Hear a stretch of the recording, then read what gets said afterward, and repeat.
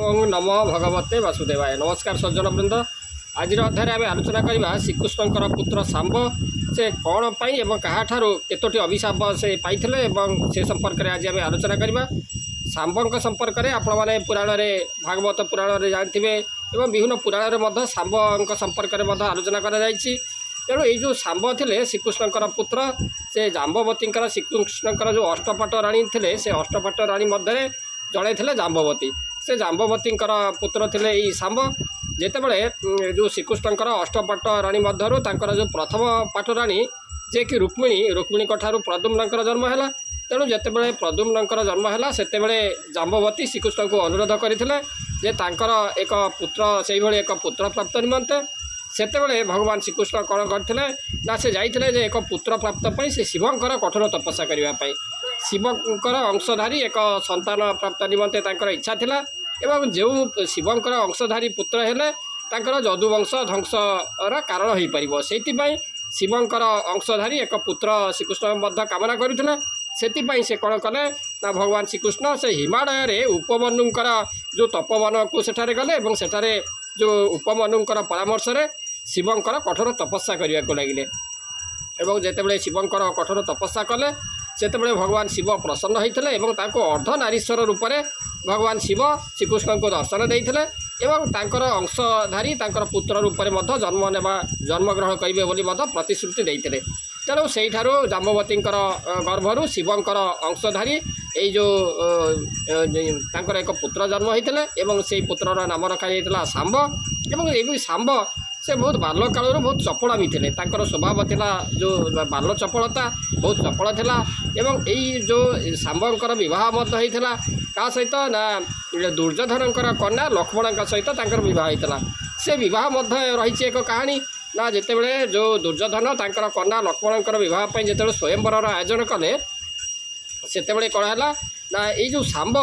से जो लक्ष्मण रूप में आकृष्ट हो स्वयंवर स्थल अपहरण कर नहीं गले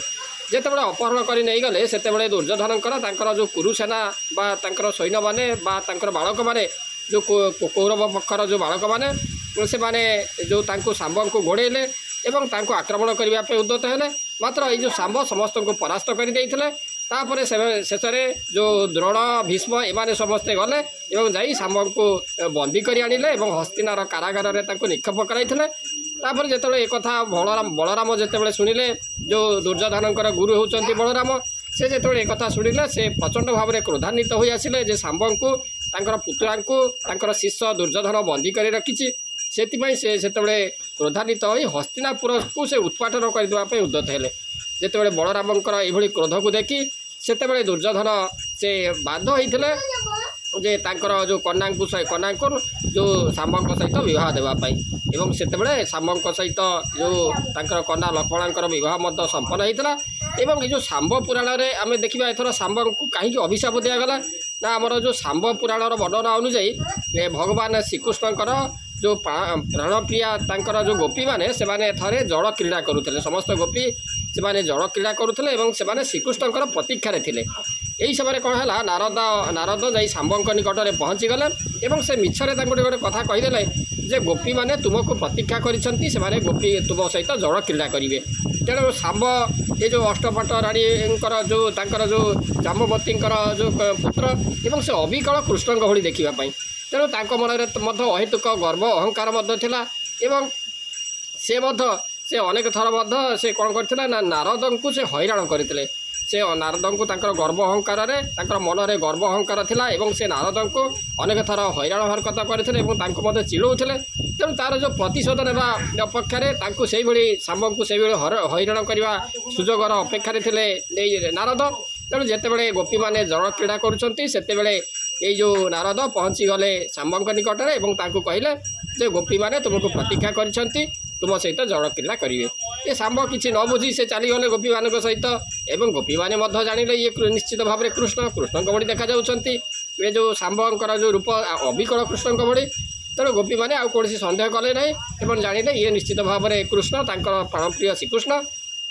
तेणु सहित से जल क्रीड़ा कर मग्न रहीगले ये जो गोपी मैंने से जो सांब सहित जल क्रीड़ा मग्न रहीगले यही सुजोग कौन कले ना नारद पुणी चलीगले श्रीकृष्णकर महल को ଏବଂ ସେଇଠି କହିଲେ ପ୍ରଭୁ ସବୁ ସରିଗଲା। କ'ଣ ହେଲା ନା ଆପଣ ନିଜେ ଆସନ୍ତୁ ଦେଖିବେ ଯେ କ'ଣ ହେଇଛି, ଆପଣ ନିଜେ ଆସନ୍ତୁ ନିଜେ ସ୍ୱଚକ୍ଷୁରେ ଦେଖିବେ। ଯେତେବେଳେ ନାରଦ ଶ୍ରୀକୃଷ୍ଣଙ୍କୁ ଧରି ଯେତେବେଳେ ପହଞ୍ଚିଲେ, ଗୋପୀମାନଙ୍କ ସହିତ ଶାମ୍ବ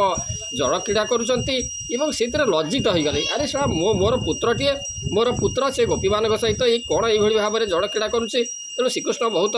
ଲଜ୍ଜିତ ହେଲେ ଏବଂ ଯେତେବେଳେ ଶ୍ରୀକୃଷ୍ଣଙ୍କୁ ପ୍ରକୃତ ଶ୍ରୀକୃଷ୍ଣଙ୍କୁ ଯେତେବେଳେ ଗୋପୀମାନେ ଦେଖିଲେ, ସେତେବେଳେ ସେମାନେ ଜାଣିପାରିଲେ ଇଏ ମୁଁ ଯେଉଁମାନଙ୍କ ସହିତ ଜଳ କ୍ରୀଡ଼ା କଲି, ରାସ କ୍ରୀଡ଼ା କଲି, ଇଏ ପ୍ରକୃତରେ ଶ୍ରୀକୃଷ୍ଣ ନୁହନ୍ତି, ଇଏ ତାଙ୍କର ପୁତ୍ର ଶାମ୍ବ। ତେଣୁ ଗୋପୀମାନେ ଶାମ୍ବଙ୍କ ଉପରେ ପ୍ରଚଣ୍ଡ ଭାବରେ କ୍ରୋଧାନ୍ୱିତ ହୋଇପଡ଼ିଲେ ଏବଂ ସେଇଠୁ ସବୁ ଶାମ୍ବଙ୍କୁ ଅଭିଶାପ ଦେଇଥିଲେ ଯେ ତୁମେ ତୁମର ଯେଉଁ ରୂପ ପାଇଁ, ଯେଉଁ କୃଷ୍ଣଙ୍କ ଭଳି ତୁମେ ଯେଉଁ ରୂପ ପାଇଛ, ସେ ରୂପ ପାଇଁ ତୁମର ଯେଉଁ ଗର୍ବ ଅହଙ୍କାର ତୁମ ମନରେ ରହିଛି, ସେ ରୂପ ତୁମର ବିରୂପ ହୋଇଯାଉ, ପଦାକାର ହୋଇଯାଉ, ତୁମର ଶରୀର କୁଷ୍ଠବ୍ୟାଧିରେ ଆକ୍ରାନ୍ତ ହେଉ। ତେଣୁ ଏଇଭଳି ଭାବରେ ଯେଉଁ ଗୋପୀମାନଙ୍କର ଅଭିଶାପ କାରଣରୁ ଯେଉଁ ଶାମ୍ବଙ୍କର ଶରୀର କଦାକାର ହୋଇଥିଲା ଏବଂ ସେ ମଧ୍ୟ କୁଷ୍ଠ ରୋଗରେ ଆକ୍ରାନ୍ତ ହୋଇଥିଲେ। ଏବଂ ଆଉ ଏକ କାରଣ ମଧ୍ୟ ରହିଛି, ଆମର ଯେଉଁ ଶାମ୍ବଙ୍କୁ କୁଷ୍ଠ ରୋଗ ହେବା ସମ୍ପର୍କରେ ମଧ୍ୟ ଯେଉଁ ସ୍କନ୍ଦ ପୁରାଣ, ବରାହ ପୁରାଣ ଏବଂ ଏଇ ଯେଉଁ ପୁରାଣରେ ଭବିଷ୍ୟତ ପୁରାଣରେ ମଧ୍ୟ ରହିଛି ଏଇଭଳି ଏକ କାହାଣୀ। ଯେତେବେଳେ ଭଗବାନ ଶ୍ରୀକୃଷ୍ଣ ତାଙ୍କର ଯେଉଁ ଅଷ୍ଟପଟ ରାଣୀ ମଧ୍ୟରୁ ସତ୍ୟଭାମାଙ୍କ ସହିତ ସେ ଯେତେବେଳେ ଏକାନ୍ତ ବାସ କରୁଥିଲେ, ସେହି ସମୟରେ ଏଇ ଯେଉଁ ଶାମ୍ବ ବିନା ଅନୁମତିରେ, ଶ୍ରୀକୃଷ୍ଣଙ୍କର ବିନା ଅନୁମତିରେ ସେ ତାଙ୍କର କକ୍ଷ ମଧ୍ୟରେ ପ୍ରବେଶ କରିଯାଇଥିଲେ। ଏଥିରେ ଶ୍ରୀକୃଷ୍ଣ ଏଇ ଶାମ୍ବଙ୍କୁ ଅଭିଶାପ ଦେଇଥିଲେ ଯେ ତୋ ଶରୀରରେ କୁଷ୍ଠବ୍ୟାଧି ହେବ ବୋଲି। ତାପରେ ଶାମ୍ବଙ୍କୁ କୁଷ୍ଠବ୍ୟାଧିରୁ ମୁକ୍ତି ପାଇବା ପାଇଁ ନାରଦଙ୍କର ପରାମର୍ଶରେ ସେ ଯାଇଥିଲେ ଯେଉଁ ମୈତ୍ରେୟ ବନକୁ। ସେ ଯେତେବେଳେ ଶାମ୍ବ ଯେତେବେଳେ ନାରଦଙ୍କୁ ଯେ ଅନୁରୋଧ କଲେ ମୋର ଏଇ କୁଷ୍ଠବ୍ୟାଧିରୁ କିଭଳି ଭାବରେ ମୁକ୍ତି ମିଳିବ, ସେତେବେଳେ ନାରଦ ମଧ୍ୟ ଶ୍ରୀକୃଷ୍ଣଙ୍କୁ ପଚାରିଥିଲେ ଯେ ଆପଣଙ୍କର ପୁତ୍ରକୁ ତ ଆପଣ ଅଭିଶାପ ଦେଇଦେଲେ, ସେ ଯେଉଁ କୁଷ୍ଠ ରୋଗରୁ କିଭଳି ମୁକ୍ତି ହେବ ସେ ମୋ ପାଖରେ ଅନୁରୋଧ କରୁଛି। ସେତେବେଳେ ନାରଦ ତାଙ୍କୁ ପରାମର୍ଶ ଦେଇଥିଲେ ଏବଂ ଶ୍ରୀକୃଷ୍ଣ ମଧ୍ୟ ତାଙ୍କୁ କହିଥିଲେ ଯେ ତୁମେ ଯିବ, ଏଇ ଯେଉଁ ଶାମ୍ବ କୁଷ୍ଠ ରୋଗରୁ ମୁକ୍ତି ହେବାର ଏକମାତ୍ର ଉପାୟ ହେଉଛି ପୂର୍ବ ଭାରତର ଯେଉଁ ଚନ୍ଦ୍ରଭାଗା ନଦୀ କୂଳସ୍ଥ ମୈତ୍ରେୟ ବନକୁ ଯିବ। ସେଠାରେ 12 ବର୍ଷ ଧରି ସୂର୍ଯ୍ୟଙ୍କର କଠୋର ସାଧନା କରିବାକୁ ପଡ଼ିବ। ତେଣୁ ନାରଦଙ୍କର ପରାମର୍ଶରେ ଏଇ ଯେଉଁ ଶାମ୍ବ ଆସିଥିଲେ ମୈତ୍ରେୟ ବନ, ଆମର ଉତ୍କଳ ଖଣ୍ଡର ଯେଉଁ କୋଣାର୍କ ନିକଟରେ ଥିବା ଯେଉଁ ମୈତ୍ରେୟ ବନ, ସେତେବେଳେ ତା'ର ନାମ ଥିଲା ମୈତ୍ରେୟ ବନ। ସେଇ ମୈତ୍ରେୟ ବନରେ ସେ କଠୋର ତପସ୍ୟା କଲେ, କଠୋର ସାଧନା କଲେ, 12 ବର୍ଷ ଧରି କଠୋର ତପସ୍ୟା କଲେ। ତାପରେ ସେ କୁଷ୍ଠ ରୋଗରୁ ଆରୋଗ୍ୟ ହୋଇଥିଲେ ଏବଂ ସେଇଥିପାଇଁ ଏଇ ଯେଉଁ ଶାମ୍ବ ଦଶମୀ ମଧ୍ୟ ପାଳନ କରାଯାଏ। ଶାମ୍ବ ଦଶମୀରେ ବାଇଗଣ ପତ୍ରରେ, ଯେଉଁ କଣ୍ଟା ବାଇଗଣ ପତ୍ରରେ ଏ ଯେଉଁ ଭୋଗ ଅର୍ପଣ କରାଯାଏ। ଏହା କରିବାର କାରଣ ହେଉଛି ଯେ ଶାମ୍ବ ଏଇଭଳି କଣ୍ଟକପୂର୍ଣ୍ଣ ବା କଷ୍ଟପୂର୍ଣ୍ଣ ସାଧନା କରି ସେତେବେଳେ ସଫଳ ହୋଇଥିଲେ ଏବଂ ସୂର୍ଯ୍ୟ ଦେବତାଙ୍କୁ ପ୍ରସନ୍ନ କରାଇ ସେ ନିଜେ କୁଷ୍ଠ ରୋଗରୁ ଆରୋଗ୍ୟ ଲାଭ କରିଥିଲେ। ସେଇଥିପାଇଁ କଣ୍ଟା ବାଇଗଣ ପତ୍ରରେ ଶାମ୍ବ ଦଶମୀରେ ସୂର୍ଯ୍ୟ ଦେବତାଙ୍କୁ ତାଙ୍କୁ ଭୋଗ ନିବେଦନ କରାଯାଏ। ଏବଂ ଶାମ୍ବ ମଧ୍ୟ ଆଉ ଏକ ଅଭିଶାପ ମଧ୍ୟ ପାଇଥିଲେ କେଉଁମାନଙ୍କ ଠାରୁ ନା ଋଷିମାନଙ୍କ ଠାରୁ। ଯେତେବେଳେ ଯେଉଁ ସପ୍ତ ଋଷି ସେମାନେ ଯେତେବେଳେ ଭଗବାନ ଶ୍ରୀକୃଷ୍ଣଙ୍କର ଦର୍ଶନ କରିବା ପାଇଁ ଯେତେବେଳେ ପିଣ୍ଡାରକ ତୀର୍ଥରେ ପହଞ୍ଚିଲେ, ପିଣ୍ଡାରକ ତୀର୍ଥରେ ଦ୍ୱାରକା ନିକଟସ୍ଥ ପିଣ୍ଡାରକ ତୀର୍ଥରେ ସେମାନେ ପହଞ୍ଚିଲେ, ବିଶ୍ୱାମିତ୍ର, ବଶିଷ୍ଠ, ଭୃଗୁ, ନାରଦ, ଅଙ୍ଗିରା ଏହିସବୁ ଯେଉଁ ସପ୍ତ ଋଷି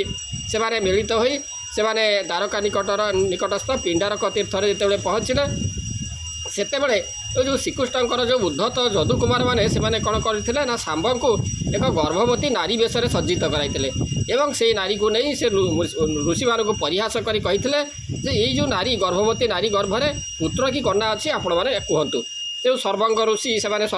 ସେମାନେ ସବୁ କଥା ସେ ଜାଣିପାରିଲେ ଏବଂ ଏଇ ପୁତ୍ରମାନଙ୍କର ଏଇଭଳି ଯେଉଁ ସେମାନଙ୍କୁ ଥଟ୍ଟା ପରିହାସ କରୁଥିବାର ଜାଣିପାରି ଯେଉଁ ଋଷିମାନେ କ୍ରୋଧିତ ହୋଇ ସେମାନଙ୍କୁ ଦୁର୍ବାସା ଋଷି, ସେମାନଙ୍କ ମଧ୍ୟରୁ ଦୁର୍ବାସା ଋଷି କ୍ରୋଧାନ୍ୱିତ ହୋଇ ଯେଉଁ ଅଭିଶାପ ଦେଇଥିଲେ, ଏ ଯେଉଁ କଳ୍ପିତା ନାରୀ ଗର୍ଭରୁ ଅବଶ୍ୟ ଏକ ଲୌହ ମୂଷଳ ପ୍ରସବ କରିବ ଏବଂ ସେହି ଲୌହ ମୂଷଳ ଯଦୁବଂଶ ଧ୍ୱଂସର କାରଣ ହେବ। ଏବଂ ସାଙ୍ଗେ ସାଙ୍ଗେ ସେ ଋଷି କହିବା ମାତ୍ରେ ସାଙ୍ଗେ ସାଙ୍ଗେ ସେଇ ଯେଉଁ ଶାମ୍ବ ଗର୍ଭରୁ ଏକ ପ୍ରଚଣ୍ଡ ତେଜଯୁକ୍ତ ଲୌହ ମୂଷଳ ପ୍ରସବ ହେଲା ଏବଂ ତା'ର ତେଜ ଦେଖି ସେ ପୁତ୍ରମାନେ ଯଦୁକୁମାରମାନେ ଭୟଭୀତ ହୋଇପଡ଼ିଲେ ଏବଂ ସେଇ ମୂଷଳକୁ ନେଇ ସେମାନେ ରାଜା ଉଗ୍ରସେନଙ୍କ ନିକଟରେ ପହଞ୍ଚିଲେ ଏବଂ ଉଗ୍ରସେନ କ'ଣ କଲେ, ସବୁ କଥା ଶୁଣିବା ପରେ ସେଇ ଯେଉଁ ଲୌହ ମୂଷଳକୁ ତାଙ୍କୁ ତାଙ୍କର ଭୃତଙ୍କୁ ନିର୍ଦ୍ଦେଶ ଦେଲେ ଏଇ ଯେଉଁ ଲୌହ ମୂଷଳକୁ ଯେଉଁ ସମୁଦ୍ର ତୀରରେ ତାଙ୍କୁ ଚୂର୍ଣ୍ଣ କରିବା ପାଇଁ। ସେ ଲୌହ ମୂଷଳକୁ ନେଇ ଯେତେବେଳେ ଭୃତ ଗଲେ ତାକୁ ଘଷିଲେ, ଘଷି ଅବଶିଷ୍ଟ ଅଂଶକୁ ଆଉ ସେ ଘୋରି ପାରିଲେ ନାହିଁ। ତାପରେ ତାକୁ କ'ଣ କଲେ ନା ସେ ସମୁଦ୍ରରେ ନିକ୍ଷେପ କରିଦେଲେ। ସେଇ ସମୁଦ୍ରକୁ ଯେତେବେଳେ ନିକ୍ଷେପ କରିଦେଲେ ଏକ ମାଛ ସେଇ ଯେଉଁ ଲୌହ ଚୂର୍ଣ୍ଣକୁ ତାକୁ ଭକ୍ଷଣ କରିଦେଲା, ଆହାର ମନେ କରି ତାକୁ ଭକ୍ଷଣ କରିଦେଲା ଏବଂ ଜାରାଶବର ତୀରଘାତରେ ଯେତେବେଳେ ସେଇ ଯେଉଁ ମାଛଟି ଯେତେବେଳେ ସେଇ ଯେଉଁ ମାଛର ଗର୍ଭରୁ